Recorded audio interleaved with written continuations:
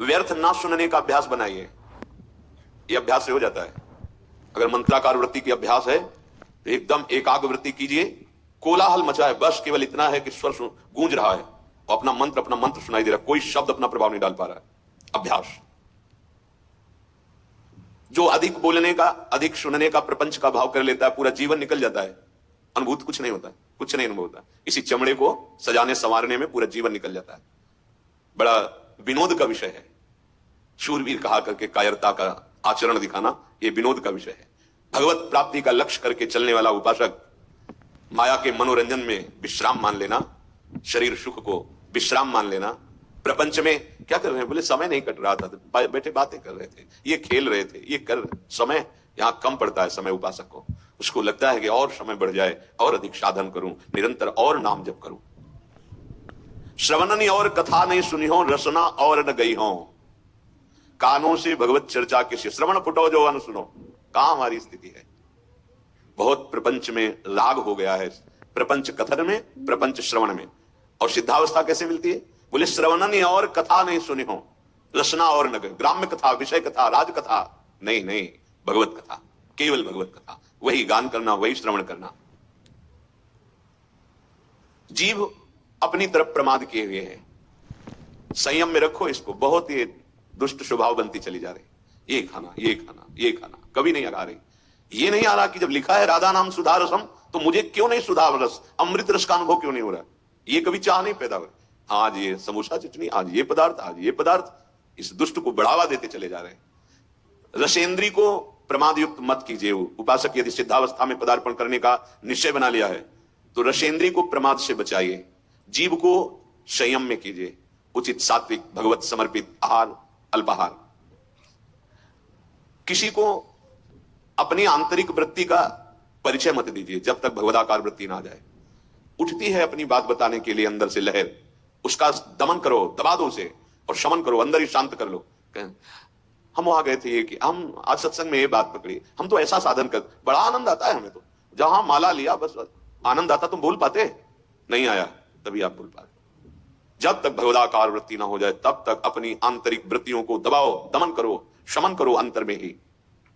सावधान दृष्टि रखो आत्म कल्याण के लिए, जहां तक हो सके तहां तक ऐसे लोगों से बात ना करो जो दुनिया की बातें तुम्हें बताते हैं। दुनिया के विषय में हमें नहीं जानना, दुनिया के मालिक के विषय में जानना है। ये जो परनिंदा करने वाले स्वभाव वाले हैं वो बड़े भाग्यशाली साधक है जिनको ऐसे लोगों का दर्शन, संभाषण, संग नहीं मिलता। बड़े भाग्यशाली है। देखो, अगर आप श्री जी की आज्ञा में हो तो आपको ऐसा अवसर ही नहीं है। सत्संग सुने अपने अपने कमरे में, अपनी अपनी दिनचर्या में, बाहर जाना ही नहीं है। अपने ठाकुर के नाम रूप लीला धाम से रति करो। बाहर गए, रास्ते में मिले, दंडोत या राधे श्याम, शुरुआत यहां से होगी, फिर परिचर्चा, फिर परनिंदा, पहुंचे ठाकुर जी के दर्शन के लिए, वहां से भी पकड़ के कोई दोस्त दर्शन, फिर आए, वही सब मन को गंदा करते। नहीं तो श्री धाम वृंदावन बहुत जल्दी आनंद का अनुभव हो जाए। विषयासक्त पुरुष जब तुम्हें सम्मान देने लगे तो तुम्हें अंदर अंदर जलन होनी चाहिए और दुर्भाग्य का अनुभव होना चाहिए। देखो सतमार्ग क्या है, सम्मानम कल्याति घोर गर्लम नीचापमानम सुधा, श्री राधा मुरली धरो भज सके वृंदावन माध्य। सबके चरणों में तृणादपि सुनीचेन, कब बनोगे, कब आएगा, सबके चरणों में। अहो आश्चर्यमयी बात, वो संसार का वेश धारण किए साष्टांग लूटा हुआ है, कितनी अपार श्रद्धा है। और हम श्रद्धा के मार्ग के पथिक होकर के सर भी नहीं झुका सकते। हमको ये गर्व है कि हम विरक्त हैं। काय से विरक्त है, देहाभिमान से, विषयों से, किससे। वहां उसकी दैन्यता को देखो, वो साष्टांग लूटा हुआ पड़ा है। केवल आपको इस भाव से ये भगवान के दास है, तो आप अपने भगवान को नहीं पहचान पा रहे, उस रूप में कोटिशाह उनके चरणों में दंडवत है। कहीं छू न जाए किसी का प्रणाम, नमस्कार, वंदना, स्तुति, ये कहीं हमारे हृदय को स्पर्श न कर ले, ये तो मलिन कर देगी पक्का। विषयासक्त पुरुष द्वारा किया हुआ सम्मान यदि स्वीकार करते हो तो तुम्हारा दुर्भाग्य है।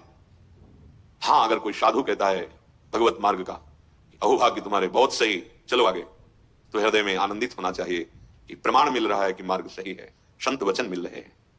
विषयासक्त पुरुष जब सम्मान देता है और उपासक उसी को बटोरना शुरू कर देता है और सौभाग्य मानने लगता है, तो उसके जीवन से भगवान का महत्व खत्म हो जाता है। जो सत्संग से बना महत्व, देहाभिमान फिर वही जागृत हो गया, अपना महत्व। गान भले उनका करे, महत्व अपना स्थापित करेगा।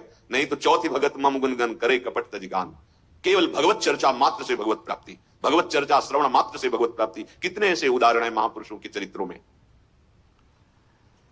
जो उपासक निकम्मा पड़ा रहना अपने को समझता है साधना, नहीं नहीं, सिद्धों वाले आचरण नहीं करना, उनकी भगवदाकार वृत्ति है। वो खड़े हैं या पड़े हैं, चल रहे हैं या खा पी रहे हैं, या विषयी पुरुषों के बीच में भी बैठे, कोई फर्क नहीं पड़ता। कर्माणि श्रुति बोधितानि नितराम कुर्वन्तु कुर्वन्तु मां गूढ़ाश्चर्य रसास्रगादि विषयान ग्रहणन्तु मुञ्चन्तु वा। जिस समय वो बहिर्मुख पुरुषों के पास बैठे हैं उस समय भगवदानंद में डूबे हुए, एक एक वृत्ति भगवदाकार है। आप उनका अनुकरण न करें, उनके वचनों का अनुकरण करें, जो उनके वचन कह रहे हैं। जो ये समझता है कि अकेला में बस पड़े रहना, मांग के खा लिया, तो काम क्रोध लोभ मोह मद मत्सर, ये ऐसे नहीं जीते जाते। जीवन में उपासक के हृदय में आराम की तो कोई वृत्ति ही नहीं रह जाती। श्यामा श्याम नहीं मिले तो आराम कैसा, राम नहीं तो आराम कहां। नहीं नहीं, तब तक विश्राम। अरे ये बड़ा भारी युद्ध है, बड़े विपक्ष जोरदार हैं, इनको परास्त करना है। ऐसे नहीं कि कमरा ले लिया, पड़े हैं, खा रहे हैं, पी रहे हैं। केवल पड़े भी नहीं रह सकते ना तुम, क्योंकि एक क्षण बिना कर्म किए नहीं रह सकते। शरीर से पड़े हो, लेकिन अंदर की विकारग्रस्त वृत्तियां तुम्हें चैन लेने देंगी, तुमसे ऐसे असाधन करा देंगे, व्यर्थ जीवन हो जाएगा। इसलिए सदैव भगवत कार्यों में इस शरीर को खूब लगाए रखो। भगवत कार्यों में, जो ये सब भगवत कार्य हैं। अगर आप गृहस्थ में तो सब भगवत कार्य, विरक्त में तो प्रगट के भगवत कार्यों में प्रभु की सेवा संपादन करने के लिए पूरे शरीर की ताकत लगा दो। इसमें प्रमाद स्थिति नहीं। हम केवल भजन को समझते, एकांत बैठे तो भजन हो रहा है। अब देखो क्या हो रहा है, अंदर मनन करके देखो। अब जब हम श्रृंगार करते हैं तो देखो मन बुद्धि पूरा लगेगा, नहीं तो श्रृंगार बिगड़ जाएगा। जरा भी मन हटा तो श्रृंगार परिचय बताने लगता है प्रभु के श्री अंगों का, कि आज एकाग्रता पूर्वक प्रियता के भाव से नहीं किया गया है। जरा सी वृत्ति बाहर चली जाए तो आपका श्रृंगार बिगड़ जाएगा। पहले मनन होता है, आज ऐसे फूल बंगला बनाएंगे, आज ऐसी पोशाक होगी, आज ऐसी नथ होगी, ये मानसिक हो रहा है। फिर प्रगट में उसमें तन्मयता पूर्वक हो रहा है। परम सिद्ध वर्तमान में भगवदानंद की अनुभूति करने का बहुत प्रबल साधन मिल गया, और यही सिद्धावस्था का अनुभव करा देगा कि जो कर रहे हो ये परम सिद्ध वस्तु है। इसलिए उपासक भगवत प्राप्ति के लिए ये चार बातें जीवन में बहुत ध्यान पूर्वक। पहला निरंतर नाम जप, दूसरा सत्संग। सत्संग बहुत बड़ी प्रेरणा देता है हमें भगवत प्राप्ति की। असत आचरणों की त्यागने की सामर्थ्य सत्संग से मिलती है। और तीसरा शास्त्रों का स्वाध्याय अनिवार्य है। और चौथा भगवत सेवा। इससे पूर्णता की प्राप्ति हो जाएगी, अर्थात आपकी स्वीकृति हो जाएगी, मैं श्री जी की सहचरी अनुभूत हो जाए, मैं भगवत दास हूं, मैं भगवान का नित्य सखा हूं, या भगवान मेरे करुणा सिंधु पुत्र हैं, या भगवान मेरे माधुर्य निधि प्रीतम है, पति है। जो जिस भाव से भगवान उसी की परिपक्वता कर देते हैं, उसी को दृढ़ कर देते हैं। उपासक भगवत कृपा से प्राप्त सत्संग से जब ये निश्चय कर लेता है कि अब मुझे इस जन्म में भगवत साक्षात्कार करना है, दृढ़ निश्चय है, तो आधी यात्रा तो निश्चय से ही पूर्ण हो गई। अब उसे असाधनों का त्याग केवल करना है। साध्य वस्तु स्वीकृति से अनुभव में आती है, पक्का। जैसे हमारी स्वीकृति अभी नहीं है, स्वीकृति देह की है, स्वीकृति मन और इंद्रियों के साथ भोगों में सुख है, ऐसी है स्वीकृति। ये सत्य है, संसार ऐसा हो गया।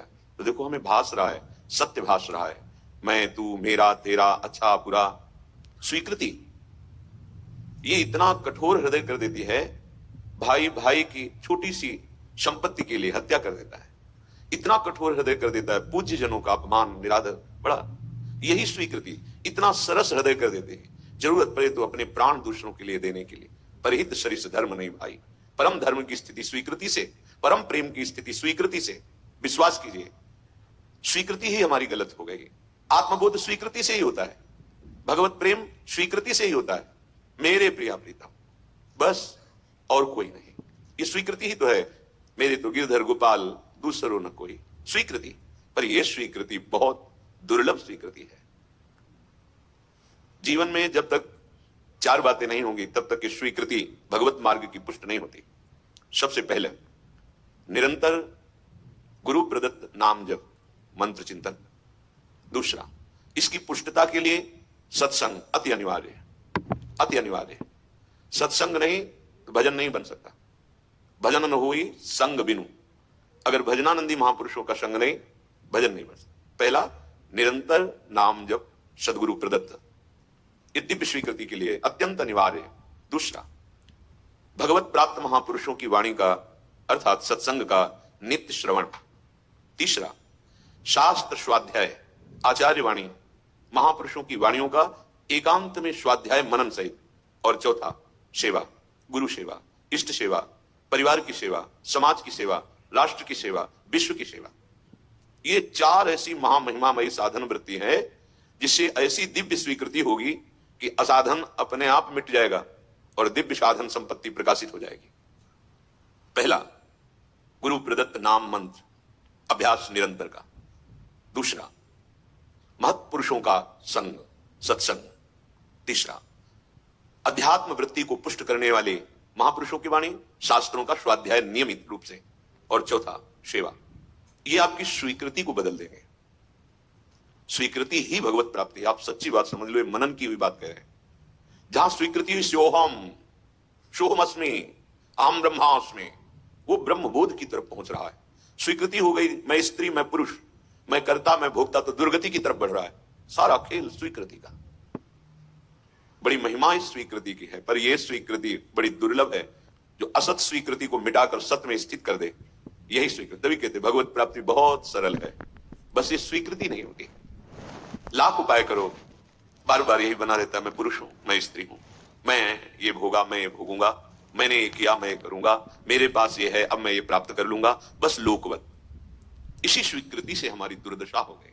कैसे लोक में हाहाकार मचाए है, माया तांडव किए हैं, राग द्वेष ईर्ष्या मत्सरता लोभ मोह काम क्रोध नष्ट किए हुए, और उसे वो सुख समझ रहे हैं।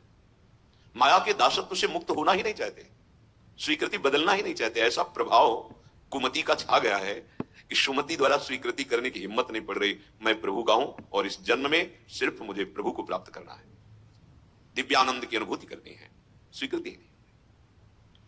गरज रहा है श्रीधाम वृंदावन पावन करने के लिए, गरज रहा है राधा नाम कैसा भी महापतित हो। निकुंज विहारिणी श्यामाजू का ये नाम समस्त पापों का नाश करके हृदय में प्रेम प्रकाशित कर देता है। श्रीपाद कह रहे हैं श्रीधाम वृंदावन को सुना था, यहां आया तो मेरा मन ही चुरा लिया गया। मुझे पता है किसने चुराया है, किशोरी जी ने। कह रहे वृंदावन गहन बने राधे ममहारितम मनोरत्नम लब्धम त्वयैव नूनम स्मित मधुरम देहिदासोस्मि। बड़ा गहन वन है वृंदावन, जब यहां आया तो मेरा मन रूपी रत्न चुरा लिया गया।